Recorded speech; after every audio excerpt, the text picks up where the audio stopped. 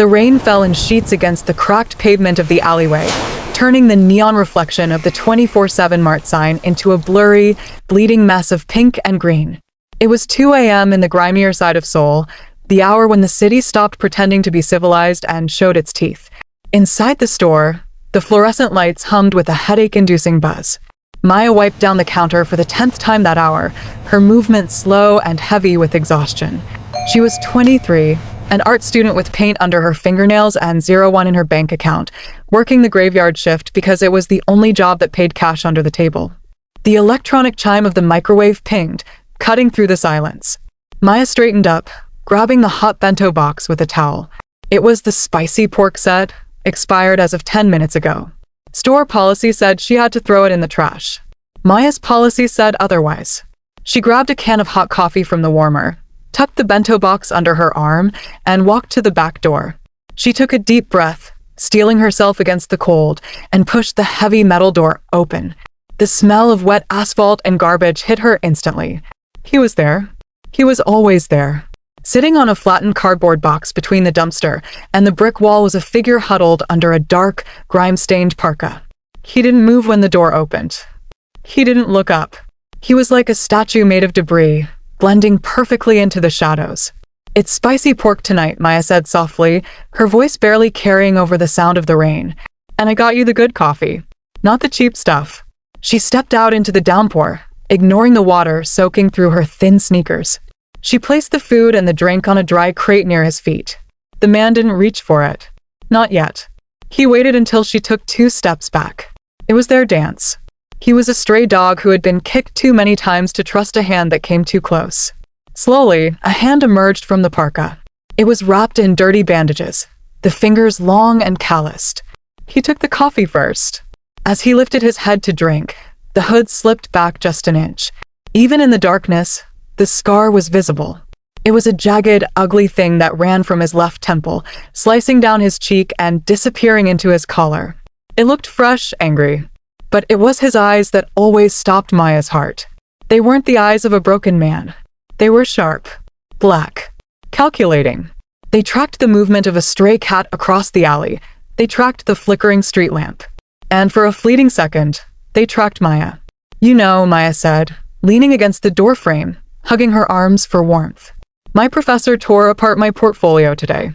He said my work lacks soul. He said I paint like someone who's afraid to look at the world." The man, she called him Ghost in her head, because he made no sound, opened the bento box with precise, elegant movements. He ate methodically. He didn't shovel the food like he was starving, even though she knew he hadn't eaten since yesterday. He ate like a man who was rationing his energy. "I wanted to scream at him," Maya continued, the words spilling out. She told Ghost things she couldn't tell anyone else. He was the perfect confessor. He couldn't speak or wouldn't, and he had nowhere to go to spread her secrets. "I wanted to tell him that it's hard to find soul when you're working 60 hours a week just to pay for canvas." Ghost paused, his chopsticks hovering over a piece of pork. He tilted his head slightly, as if considering her words. "But I didn't," Maya sighed. "I just bowed and said, 'Thank you, Professor,' because I'm a coward." Ghost looked up then. He stared right at her. For a moment, the intensity of his gaze made Maya feel like she was the one being examined, stripped bare of her pretenses. He didn't look at her with pity. He looked at her with recognition. He finished the food, closed the box, and set it aside. Then, he did something he had never done before. He tapped the empty space on the crate next to him. Maya blinked. You want me to sit?" He didn't nod. He just stared. Maya hesitated. This was the part of the horror movie where the girl makes a bad choice. But she looked at his hands, battered, dirty, but currently resting calmly on his knees. She didn't feel fear. She felt a strange magnetic pull. She walked over and sat on the wet crate, pulling her knees to her chest. They sat in silence for a long time, listening to the rain drumming on the dumpster lids. It wasn't awkward. It was peaceful. In the chaos of Seoul, this dirty alleyway felt like the only quiet place on earth. Maya reached into her vest pocket and pulled out a folded napkin. "I drew you," she whispered, feeling suddenly shy. "I hope you don't mind." She handed him the napkin. Ghost took it. He unfolded it slowly. It was a sketch done in cheap ballpoint pen. It captured his profile, the hood, the shadow of the scar. But Maya hadn't drawn him as a beggar. She had drawn his eyes. In the sketch, he looked noble. He looked like a fallen king waiting to reclaim a throne. Ghost stared at the drawing for a long time. His hand trembled, just a microscopic tremor. He ran his thumb over the ink lines of his own face. Then he looked at Maya. The harshness in his eyes softened. It was a crack in the armor. He reached into his parka and tucked the napkin into the inner pocket, right over his heart. He patted his chest once. "Thank you." Maya smiled, a genuine, tired smile. "You're welcome, Ghost." Suddenly, Ghost stiffened. His spine snapped straight. His head whipped toward the street entrance of the alley. The softness vanished instantly, replaced by a lethal tension. "What is it?" Maya asked, alarmed.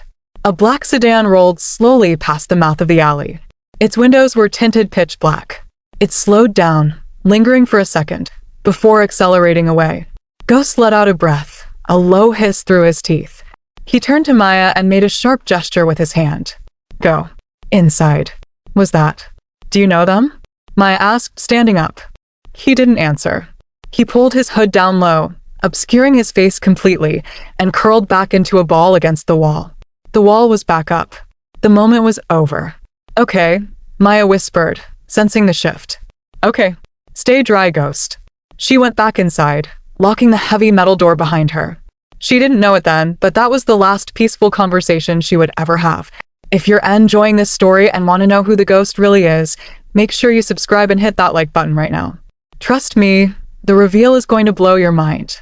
2 hours later, at 4 a.m., the bell above the front door jingled. Maya looked up from her sketchbook, expecting a drunk salaryman or a taxi driver. Instead, 3 men walked in. They brought the smell of stale cigarettes and trouble with them. They were young, loud, and wearing tracksuits that were too expensive for this neighborhood. They weren't customers. They were predators. "Hey, beautiful," the first one said, leaning over the counter. He had bleached blonde hair and a gold chain that looked fake. "You look lonely in here. Can I help you find something?" Maya asked, keeping her voice flat. Her hand drifted toward the panic button under the counter. "Just looking," the second man said, wandering down the aisle. He swept his arm out, knocking a row of chips onto the floor. Crunch. He laughed. "Oops. Clumsy me." "Please don't do that," Maya said, her heart starting to hammer against her ribs. "If you're not buying anything, please leave." "Leave?" The blonde one sneered. He reached across the counter, grabbing Maya's sketchbook. "We just got here. What's this? You an artist?" "Give that back," Maya snapped, reaching for it. He snatched it away, ripping a page out. He crumpled it up and threw it at her face. "Garbage. Just like this place." The third man, who had been standing by the door, flipped the open sign to closed and locked the deadbolt. The sound of the lock clicking echoed like a gunshot in the small store. Maya froze. "What are you doing?" "Unlock the door." "We're having a private party," the blonde man grinned. His eyes dropped to Maya's chest, then lower. "You gonna invite us to the back room? Or do we have to drag you?" Panic, cold and sharp, flooded Maya's veins. She slammed her hand down on the panic button. Nothing happened. No alarm. No siren. "Cut the wires outside." The third man left, holding up a pair of pliers. "We aren't amateurs, sweetheart." The blonde man vaulted over the counter. Maya screamed, scrambling backward, but there was nowhere to go. She backed into the cigarette display. He grabbed her by the hair, yanking her forward. "Let go of me." She shrieked, clawing at his hands. "Feisty," he grunted, twisting her arm behind her back. "I like feisty. Let's take her outside.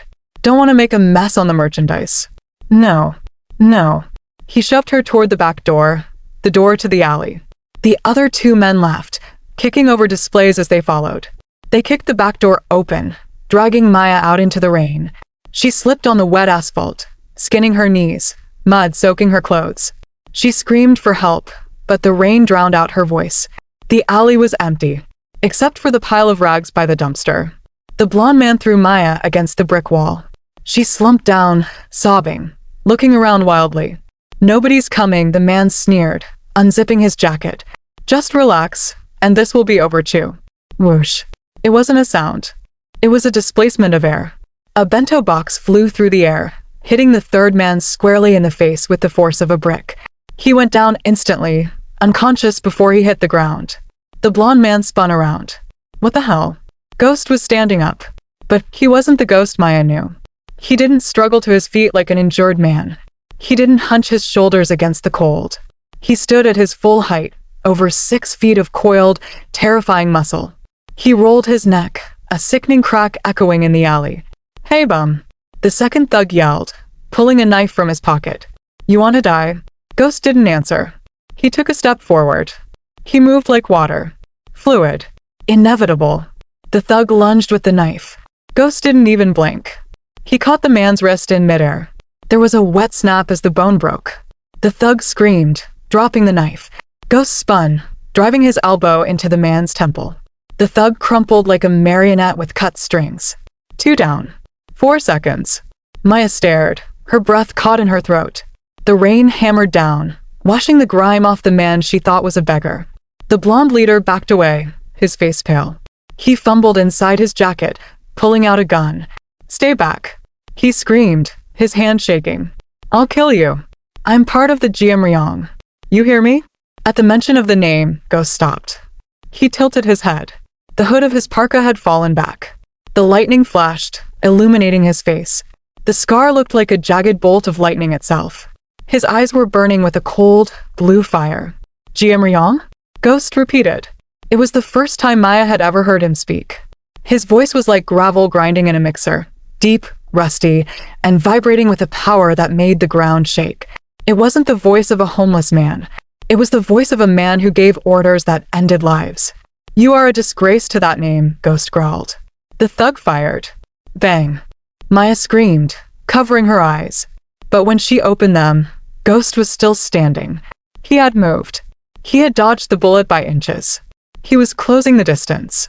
He grabbed the gun barrel, twisting it out of the thug's hand as if taking a toy from a child. He grabbed the man by the throat and lifted him. Actually lifted him off the ground, slamming him against the dumpster. "Who sent you?" Ghost roared, the sound animalistic. I don't know." The thug choked, his feet dangling. "Just some guy. Said the store paid protection. Please." Ghost stared at him for a second, then dismissed him as trash. He threw the man to the ground and delivered a single, precise kick to the head. The thug went silent. Silence returned to the alley. 3 men lay broken in the mud. Ghost stood in the center of the carnage, chest heaving. He looked down at his hands, hands that had just dismantled 3 armed attackers in under a minute. Slowly, terrifyingly, he turned to Maya. Maya pressed herself against the wall, trembling uncontrollably. She was more afraid now than she had been with the thugs. Because the man standing in front of her wasn't Ghost. He was a monster. He walked toward her. His boots crunched on the wet gravel. He stopped 2 feet away, towering over her. He reached out a hand. Maya flinched, turning her face away, expecting a blow. But the hand was gentle. His thumb brushed a streak of mud from her cheek. His skin was rough, but his touch was agonizingly careful. "Look at me," he commanded. His voice was softer now, but it still held that undeniable weight of authority. Maya slowly turned her head. She looked up into those black eyes. "I told myself I would stay dead," he whispered, the rain dripping from his hair onto his scarred face. "I was going to let the world rot. But then they touched you." He pulled a small, outdated burner phone from his boot. He dialed a number with muscle memory, pressing the phone to his ear. "It's me," he said. "Bring the car." "I'm awake." He hung up and looked back at Maya. "Stand up, Maya." Who are you?" She stammered, her teeth chattering. He didn't answer.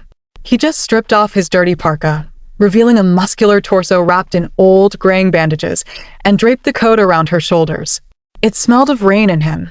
"You fed a stray dog," he said, his eyes dark and unreadable. "You should have let him starve.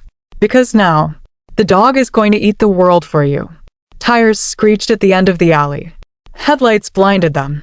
The nightmare wasn't over. It was just beginning. Comment below, who do you think Ghost really is? Is he a hero or a villain? Let me know what you think before we get to the next part. The headlights of the approaching convoy cut through the rain like searchlights, blinding Maya. She raised a hand to shield her eyes, her heart hammering against her ribs. 3 black SUVs screeched to a halt at the mouth of the alley, blocking the exit. The doors flew open in perfect synchronization. Maya expected police. She expected sirens. Instead, 6 men in identical black suits stepped out into the downpour. They didn't draw weapons. They didn't shout. They ignored the 3 unconscious thugs groaning in the mud. They walked straight toward the man Maya knew as Ghost, stopping exactly 3 feet away. Then, as one, they bowed. It wasn't a casual nod. It was a 90-degree, waist-bending bow of absolute submission. The rain soaked their expensive jackets, but they didn't flinch. They held the position waiting. Chairman, the man in the center said, his voice trembling slightly, "We have been looking for you for 6 months. We thought the usurper had killed you." Ghost, no, this wasn't Ghost anymore, stood tall in his rags. He looked down at the men with cold indifference. "I was dead," he rasped, his voice cutting through the storm. "But I got tired of sleeping in the mud." He stepped forward, the authority rolling off him in waves. He pointed at the 3 thugs broken on the ground. "Clean this trash up. Make sure they never speak of tonight. If they do, take their tongues." "Yes, Chairman."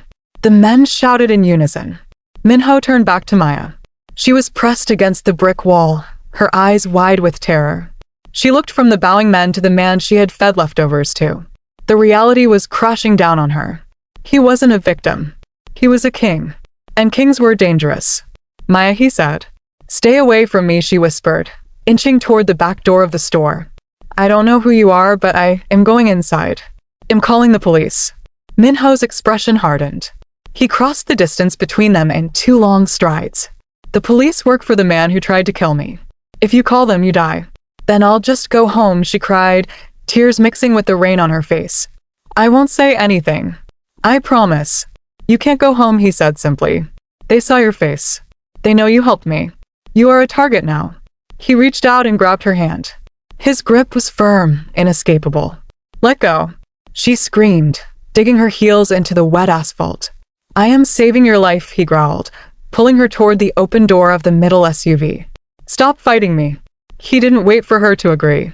He scooped her up, just as easily as he had lifted the thug earlier, and shoved her into the back seat of the car. He climbed in after her, slamming the door shut. The lock clicked. The sound was heavy and final. "Drive," Minho ordered.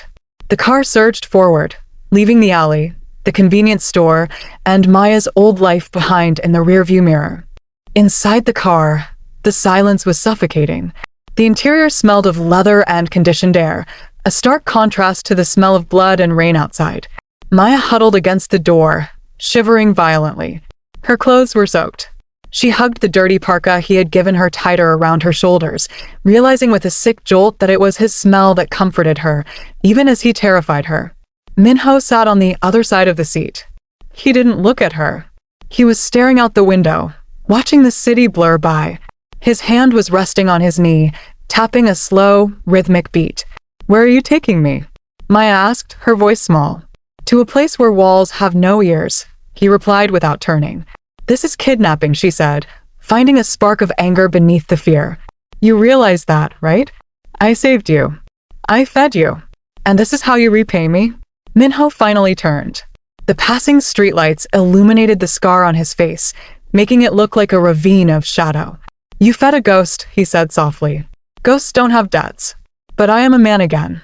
And men protect what is theirs." "I'm not yours," she snapped. "You became mine the moment you offered me that first cup of coffee," he said. The conviction in his voice chilled her. It wasn't a threat. It was a statement of fact, like gravity. "You are the only person in this city who didn't look at me with disgust. Do you think I will let you walk back into the wolves' den alone?" He reached into the pocket of his filthy coat, the coat she was currently wearing, and pulled out the damp napkin sketch. He smoothed it out on his knee. "You drew a king," he murmured, tracing the lines of the drawing. "So I will be a king for you." Maya stared at the sketch.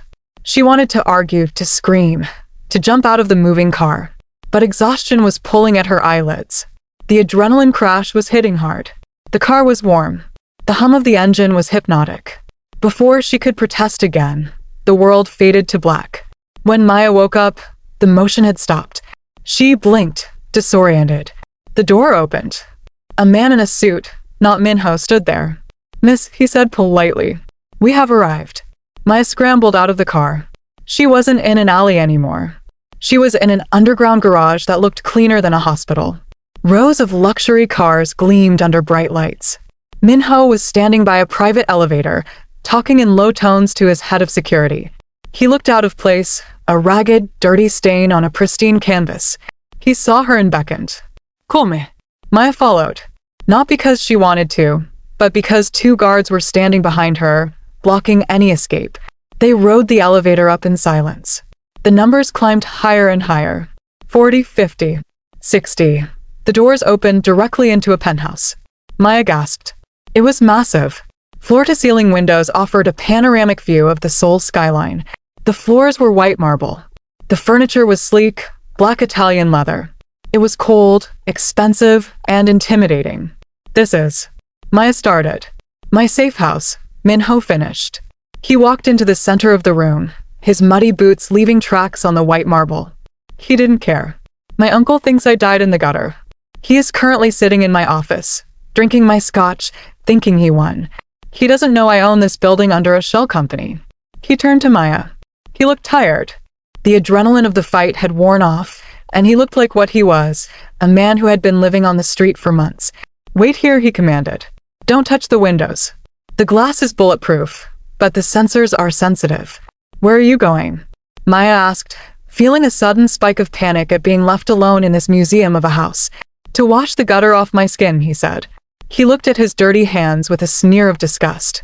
I cannot speak to you looking like this. He walked down a long corridor and disappeared into a room at the end.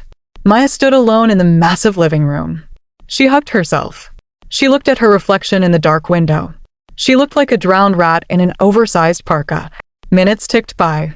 10, 20, 30. Maya wandered over to a bookshelf. It was filled with books on strategy, war, and art history. She pulled one out. The Renaissance Masters. It was well-read, the spine cracked. The sound of a door opening made her jump. She shoved the book back and turned around. The breath left her lungs. A man was walking down the hallway. He was wearing a charcoal gray three-piece suit that fit him like a second skin. His shirt was crisp white, unbuttoned at the collar. On his wrist sat a platinum watch that probably cost more than the convenience store she worked at. His hair, which had been matted and hidden under a hood, was now clean, black, and slicked back, revealing a sharp, aristocratic forehead. His face was clean-shaven, highlighting a jawline that could cut glass. The scar was still there. It ran down his cheek, stark and pink against his freshly scrubbed skin. But now, framed by the suit and the grooming, it didn't look pitiful. It looked dangerous. It looked like a war medal. It was Ghost. But it wasn't Ghost. It was Chairman Minho. He stopped in the center of the room, adjusting his cufflinks. He smelled of sandalwood soap and power. Maya stared at him, her mouth slightly open. The transformation was absolute. The homeless man she had pitied was gone. In his place stood a god. You look. Maya started, but her voice failed her. Human? Minho finished. He walked over to a crystal decanter on a side table and poured 2 glasses of amber liquid. He held one out to her. I don't drink, Maya said, taking a step back. She felt suddenly very small and very poor. It will help with the shock, he said, placing the glass on the table near her. He took a sip of his own, his eyes never leaving her face. You have questions? Ask them. Who are you really? Maya whispered. And don't tell me Chairman. I want to know the man who sat by the dumpster. Minho swirled his drink. He walked to the window, looking out at the city he used to rule. My name is Minho. Until 6 months ago, I ran the Ryong syndicate.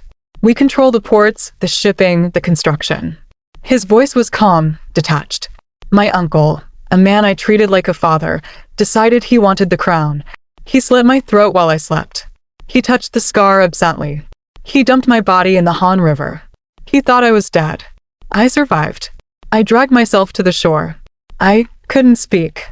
I couldn't walk without bleeding. So I hid. I became invisible. I became a stray dog. He turned back to Maya. The intensity in his eyes was back, that same burning gaze from the alley. I saw the worst of humanity, Maya. People spat on me. They kicked me. They looked through me like I was glass. I was planning to let myself die. I was ready to close my eyes and never wake up. He took a step toward her. Then you came out with a bento box. Maya's back hit the bookshelf. He was close now. Too close. You smiled at me, he said, his voice dropping to a rough whisper. You spoke to me. You told me about your paintings. You treated me like a man when I felt like an animal. I was just being nice, Maya stammered. It's what anyone would do. No, Minho shook his head. It is what you would do. The world is cruel, Maya. You are a glitch in the system. He reached out and placed a hand on the bookshelf next to her head, boxing her in. He leaned down, his face inches from hers. She could see the gold flecks in his eyes. I stayed on that street for 2 months longer than I needed to, he confessed. Maya blinked. What? My wounds healed weeks ago. I could have called my men. I could have taken this penthouse back. I could have killed my uncle. Then why didn't you? Because of the coffee, he whispered. Because for 10 minutes every night, I wasn't a chairman or a target or a monster. I was just seen. I got addicted to it. I got addicted to you. The confession hung in the air, heavy and suffocating. That's... Maya struggled to find the word. That's insane. Perhaps, Minho agreed. But now the dream is over. I am awake. And I have enemies who will burn the city to find me. He stepped back, releasing her from his immediate orbit, but the psychological trap was already set. You cannot leave, Maya. Not because I am keeping you prisoner, though I would if I had to, but because if you step out that door, my uncle's men will find you. They will torture you to get to me. So I'm stuck here? Maya asked, panic rising again. For how long? Until I take back my kingdom, Minho said, his face hardening into stone. And until I pay my debt to you. I don't want your money, Maya said quickly. I just want my life back. Minho laughed, a dark, humorless sound. Your life of scraping by? Of working nights? Of professors who tell you you have no soul? He gestured to a door on the far side of the room. Open it. What? Open the door, Maya. Maya hesitated, then walked over to the door. She turned the handle and pushed it open. She gasped. It was a studio. A massive, sun-drenched or moon-drenched now room. Floor-to-ceiling windows. And inside, it was filled with everything she had ever dreamed of. Easels. High-grade canvases. Rows and rows of expensive oil paints, brushes, charcoal, clay. It was a fortune in art supplies. I listened, Minho said from behind her. Every night, you told me what you couldn't afford. You told me what you wanted to create. He walked up behind her, his voice a sultry purr in her ear. Create it. Paint your soul, Maya. You have no job. You have no bills. You have nothing to do but exist and create. I will handle the world outside. You just be. Maya looked at the paints. Her fingers twitched. It was a golden cage. A beautiful, perfect, terrifying golden cage. She turned to him. You think you can buy me? I am not buying you, Minho said, his eyes dark with obsession. I am worshipping you. If you're hooked on this transformation and want to see how this dangerous game of house plays out, hit that subscribe button. You don't want to miss the moment the golden cage turns into a battlefield. What would you do? Would you stay for the art studio and the handsome billionaire, or would you run for your life? Tell me in the comments below. 3 weeks passed in the penthouse above the clouds. To the outside world, Maya had vanished. To Maya, the world had shrunk to 5,000 square feet of white marble, Italian leather, and the smell of oil paint. She stood in front of a massive canvas in the studio Minho had built for her. It was a chaotic swirl of grays and blacks, a storm at sea. It was angry. It was violent. It was exactly how she felt. She wiped her paint-stained hands on her silk robe, a robe that cost more than her tuition. She hated it. She hated the softness of the fabric, the quiet hum of the air conditioning, the way the gourmet meals appeared on a tray at the door 3 times a day. She was a bird in a golden cage, and the bars were made of Minho's obsession. The sound of the heavy front door unlocking echoed through the apartment. Maya stiffened. The chairman was home. She walked out of the studio into the living room. Minho was there, shrugging off his suit jacket. He looked exhausted. The war for his syndicate was taking a toll. There were new bruises on his knuckles, hidden poorly by his cuffs. But when he saw her, the hardness in his face melted away instantly. Maya, he said, his voice a low rumble of relief. You're awake. It's 7 p.m., Minho, she said coldly. I'm not a cat. I don't sleep all day. He ignored the barb. He walked over to the side table and picked up a long velvet box.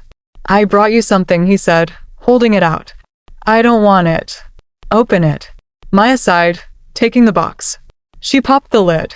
Inside lay a necklace, a delicate chain of platinum holding a sapphire the size of a quail egg. It was blue. Deep ocean blue. It matches your eyes when you're angry, he said, a ghost of a smile touching his lips. Maya stared at the jewel. It was beautiful. It was breathtaking. And it felt like a collar. She snapped the box shut and tossed it onto the sofa. I don't want jewelry, Minho, she said, her voice rising.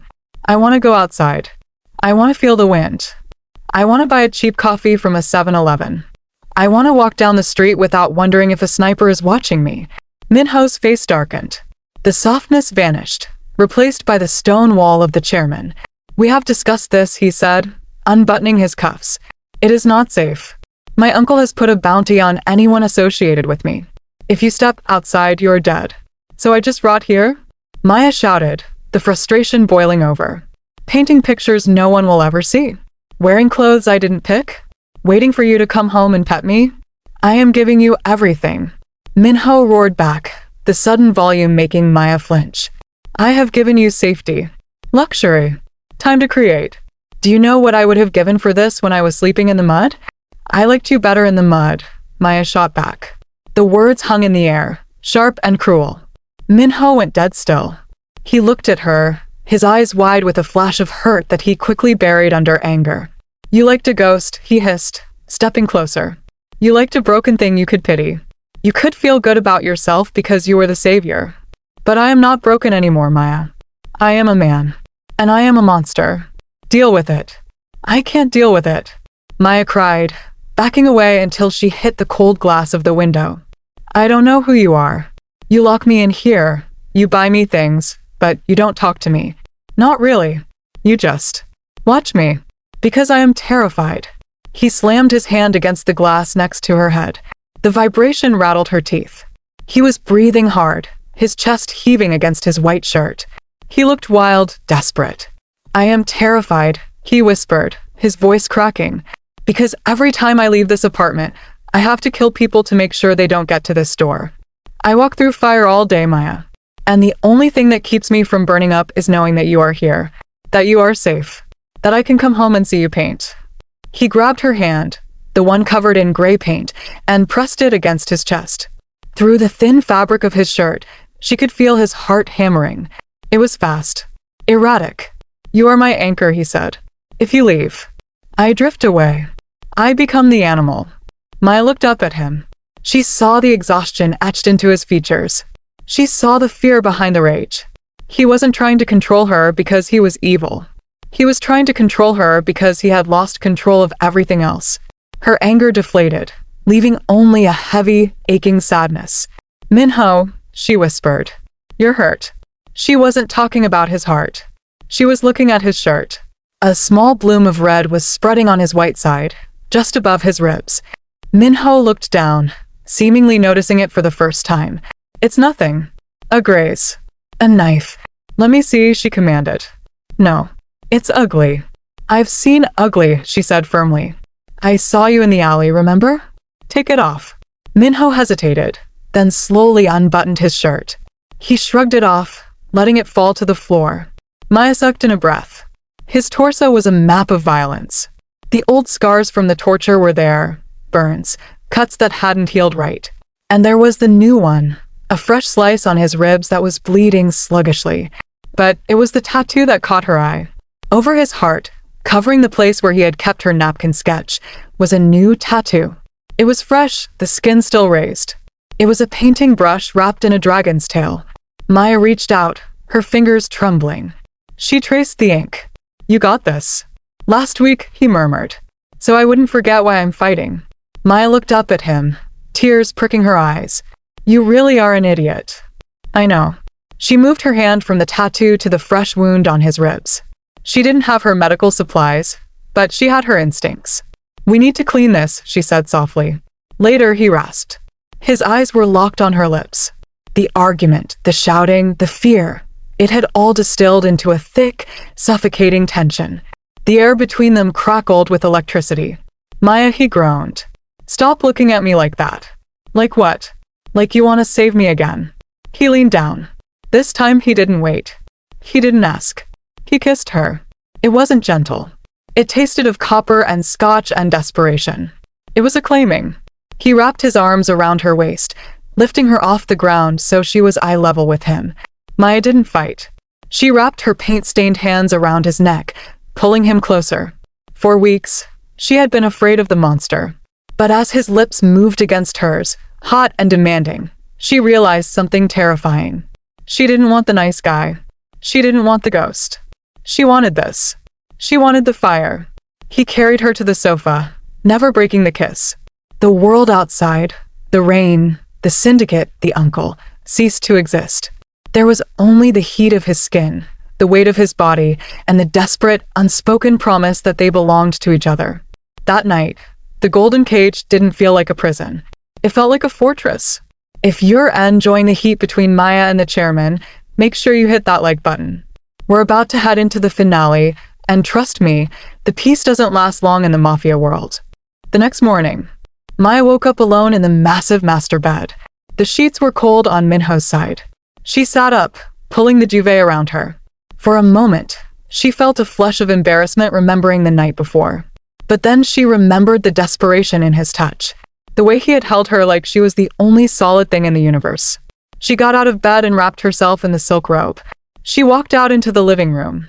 Minho was standing by the window, fully dressed in a fresh suit. He was on the phone. His back was rigid. "I don't care," he was saying, his voice like ice. "Find them. Burn the warehouse. No one touches my shipments." He hung up and turned around. When he saw Maya, the ice cracked. "Morning," he said. "Morning," she replied, feeling shy. He walked over to her. He didn't kiss her. He reached out and touched the diamond necklace, which she had fallen asleep wearing. "It suits you," he said. "It's heavy," she countered, but there was no bite in it. "I have to go," he said, checking his watch. "Tonight, it ends. We have located my uncle. I am leading the strike team." Maya felt a cold knot in her stomach. "You're going to kill him?" "He tried to kill me," Minho said simply. "It is him or me. And I choose me. Because I have you to come home to." He kissed her forehead, a soft, lingering touch. "Stay inside. Lock the door. Do not open it for anyone but me. I will be back by dawn." "Minho," she grabbed his lapel. "Be careful. For you always." He left. The heavy door clicked shut. The locks engaged. Maya was alone again. But this time, the silence felt ominous. She tried to paint, but she couldn't focus. She paced the apartment. The sky outside was turning a bruised purple as evening approached. A storm was coming. Around 8 p.m., the power went out.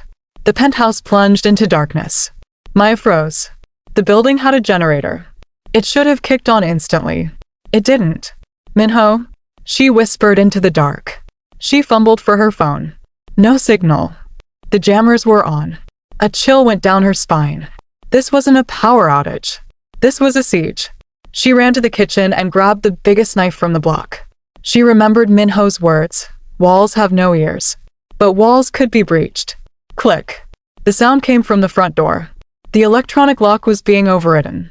Maya backed away, retreating toward the studio. It had the thickest door.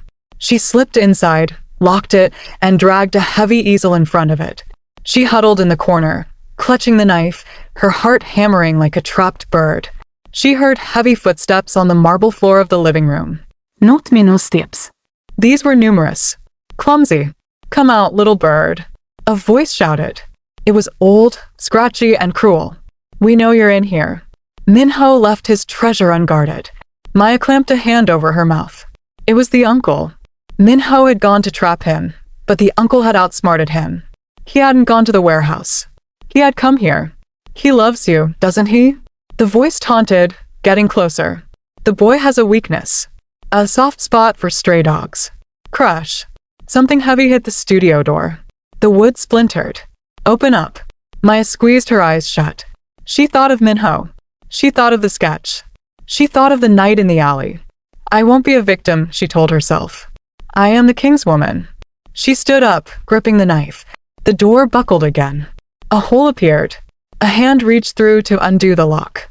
Maya didn't wait. She lunged forward and slashed at the hand. The man screamed. "She bit me.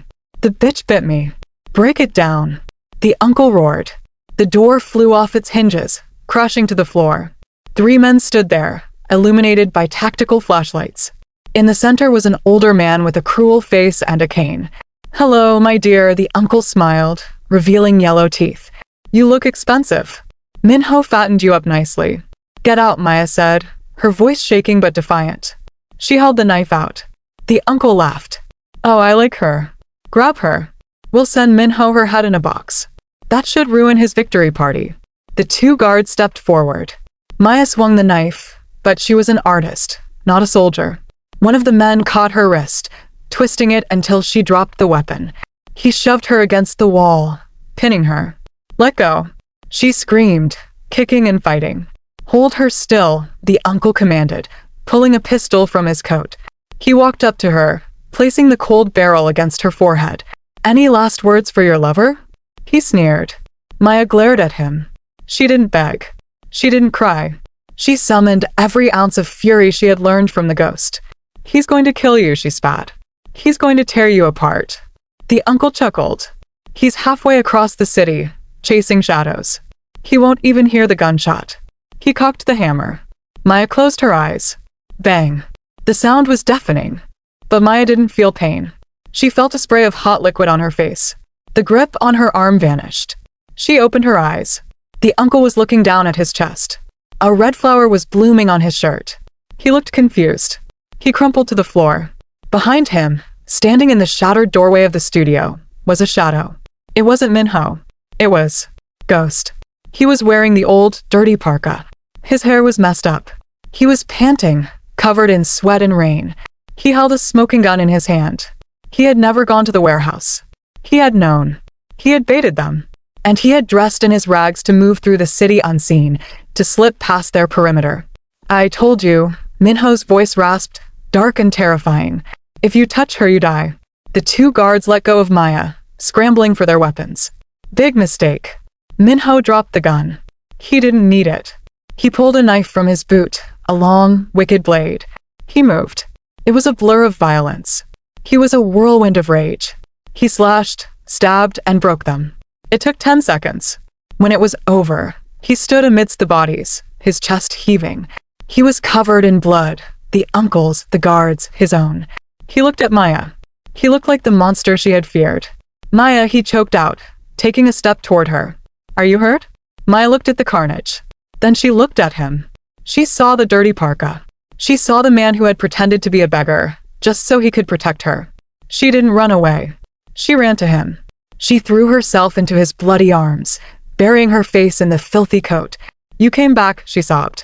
Always, he whispered, dropping the knife to wrap his arms around her, crushing her to him. I told you. You fed the dog. Now the dog protects you. We are heading to the emotional conclusion. Do you think Maya can ever go back to a normal life after this? Or is she the mafia queen now? Let me know your thoughts. The silence that followed the violence was heavy, broken only by the sound of rain gusting through the shattered studio window. The air smelled of sulfur, copper, and the distinct ozone scent of a storm that had finally broken. Minho stood amidst the ruin of the art studio, his chest rising and falling in ragged gasps. He looked down at his hands that were stained red, trembling with the aftershocks of adrenaline. He was wearing the dirty parka, the disguise he had worn to save her, but beneath it, the expensive suit was ruined. He looked at Maya. She was unharmed, miraculously, but she was staring at him with wide, shock-filled eyes. He felt a wave of self-loathing crash over him. He had wanted to give her a palace. Instead, he had turned her sanctuary into a slaughterhouse.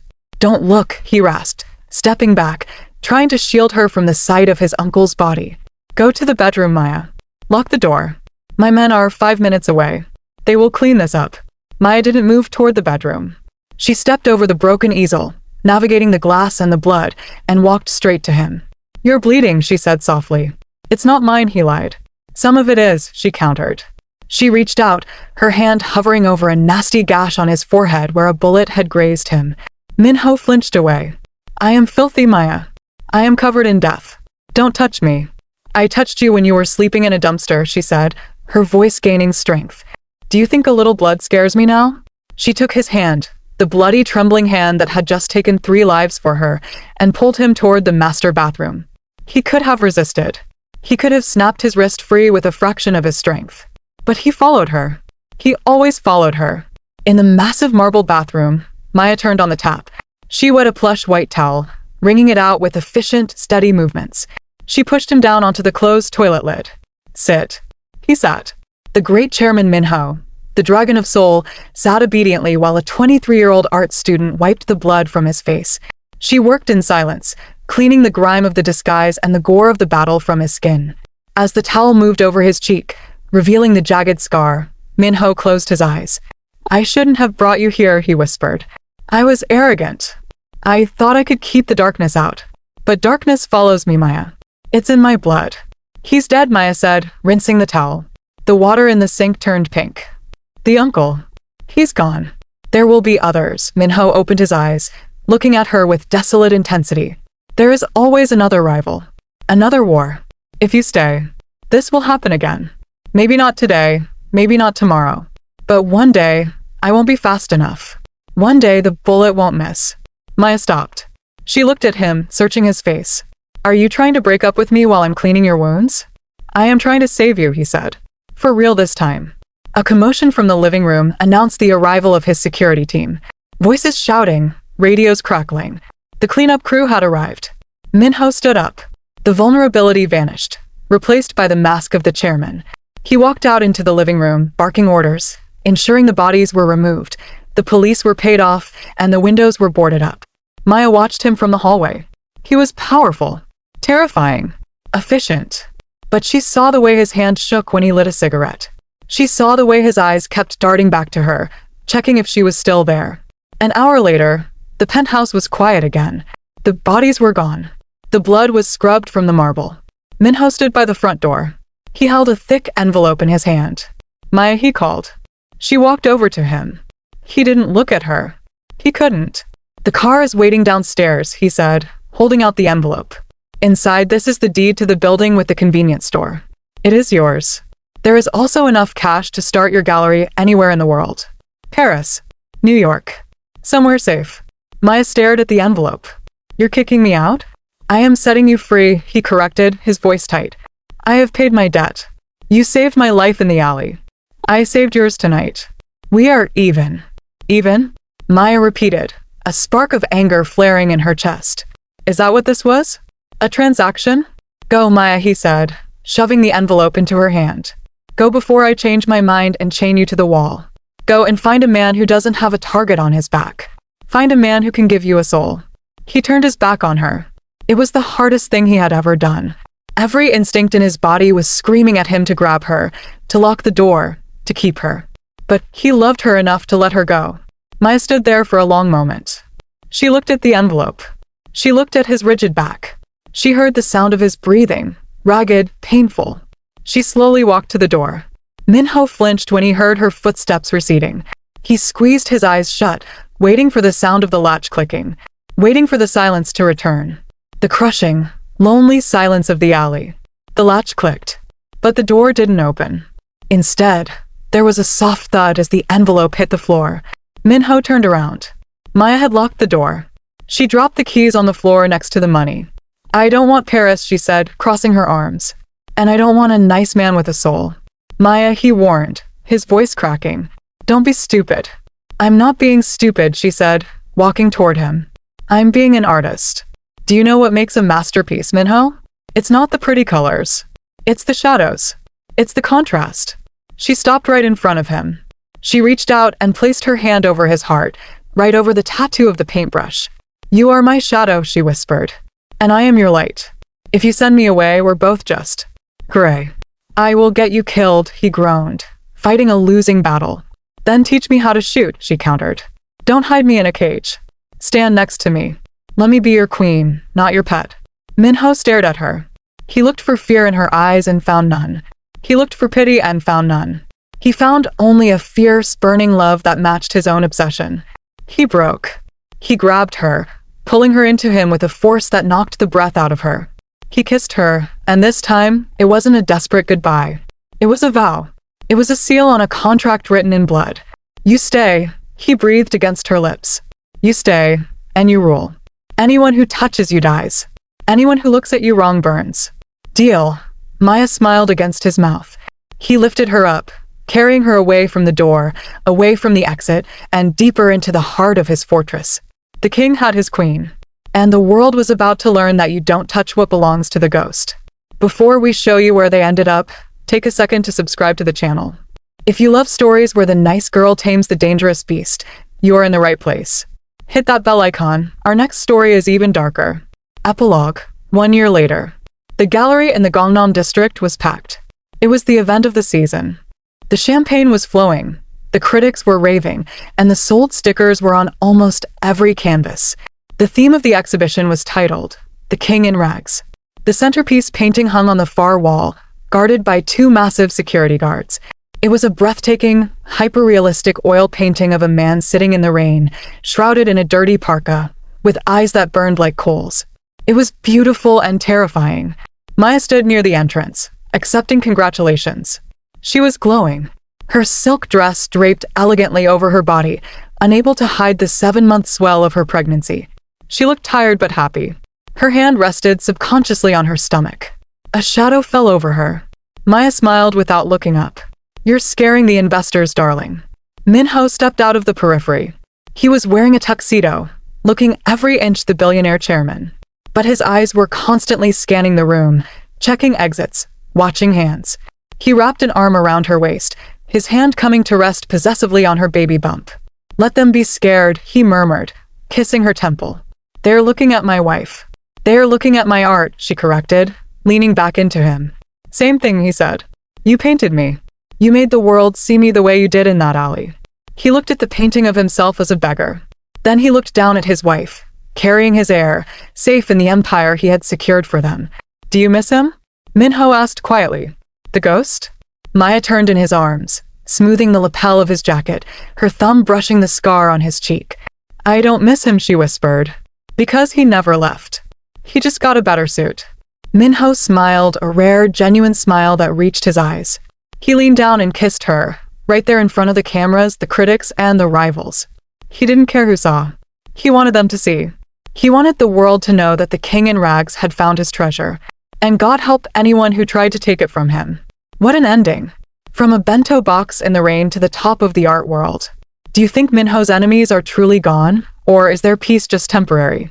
Let me know your theories in the comments below. Thanks for listening, and I'll see you in the next story.